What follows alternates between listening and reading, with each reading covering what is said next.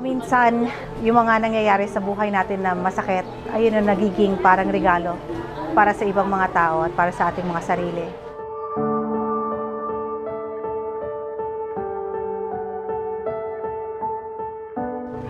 Gusto mo siguro yung tunog ng tubig, ano? Nakakaano ng kapayapaan po.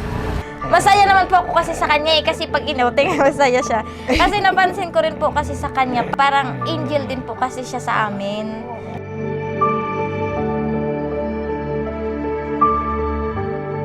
Bali, ako yung nagpasok din kay Dominic sa AMH at saka kay Mark. Si Dominic, isa sa mga fighter namin sa Adonais. Isa sa batang sobrang marami ng pinagdaanan.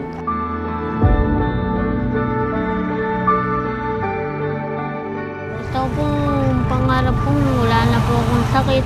Gumagaling na. Ang ganda na ng tingnan. Tuyo na. Mukhang tuyo na nga yung sugat.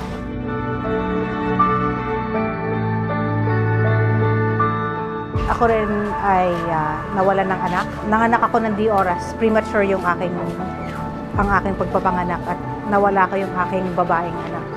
Siguro mga 5 minutes ko lang siyang hinawakan at napakasakit na wala akong magawa. Kahit na anong talino at anong dami ng pera, wala akong magawa para masalba ko yung aking anak. Kaya malapit ako sa cause na to at saka kay Dominic kasi meron din akong hugot dito. Ayun nagbigay sa akin ng encouragement at inspirasyon na tumulong sa ibang mga nanay. Yung mga anak nila, it's high risk ng mga sakit o mga anak na may mga taning yung buhay para mabigyan man sila ng ginhawa at pag-asa na mapahaba pa ang buhay ng kanilang mga anak.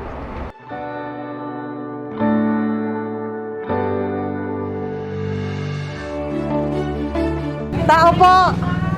Jennifer! Oh! Good to meet you finally.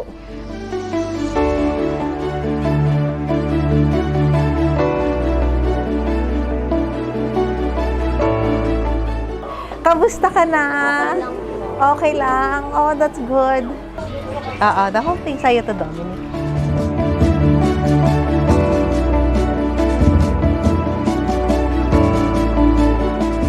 Masaya ako na nandito at nakita ko rin si Dominic. Ilang taon na rin kaming sponsor ni Dominic, no? Pero lalo na ngayong nakausap ko siya, yung tinatawag na commitment na kahit anong mangyari, nakasubaybay pa rin.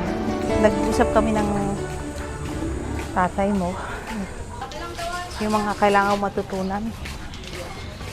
Lalo na kung gusto mo maging piloto. Excuse me. Thank you. Oh, dumating na sila.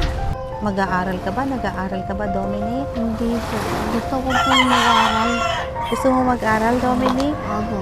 Kaso daw, kasama ko yung mga may ano po sa pag-iisip. Wala namang diferensya sa pag-iisip mo. Matalino ka naman. Pero kung nabigyan ka ba ng computer at meron kang parang camera, di makakapag-aral ka sa internet, di ba? Opo.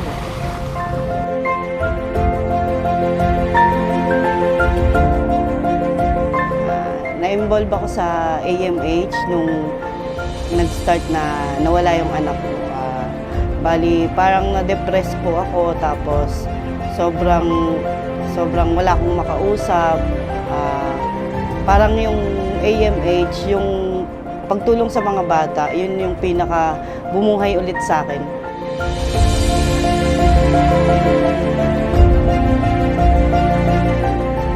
Bali, yung ano niya po, yung brain niya may damage po.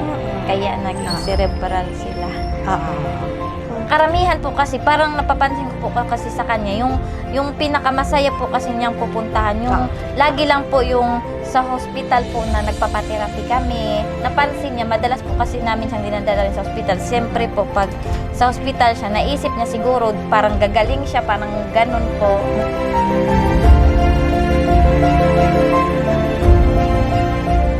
Kasi wala wala naman po kaming hinihiling na iba, kundi ayun po, maging good health lang siya, at saka yung more prayer lang po para sa kanya. I think about commitment, naiisip ko yung mga magulang. Parating nakatutok sa kanilang mga anak kahit ano mangyari. Naiisip ko si Dominic, yung isang nabisita natin kanina, na yung magulang niya talagang committed sa kanya. Tapos naiisip ko rin dito si Mark, yung kanyang nanay, na napaka-committed sa kanya. Pinangako niya na alagaan niya yung kanyang anak habang buhay. Na kahit na ibinigay lang na 2 taon ang taning ng buhay niya, ngayon 11 years old na siya. And talagang believe ako sa commitment ng mga magulang na nagbibigay ng kanilang pagmamahal sa kanilang mga anak. Salamat sa lahat po ng Secret Angel ng AMH Foundation. Patuloy po namin kayo ipagdadasal na mas marami pa pong blessing na dumating po sa inyo para mas marami pong bata ang matulungan ninyo. Pangako ko lang po sa kanya na na mamahalin ko po siya at saka aalagaan ko po siya.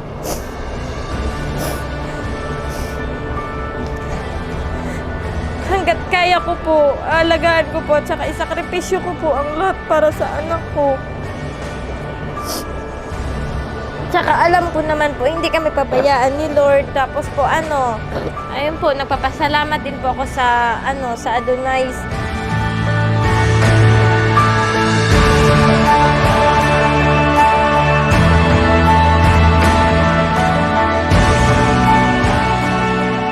Gusto kong pangako na yung pangarap ng mga tinutulungan namin, maging pangarap din namin.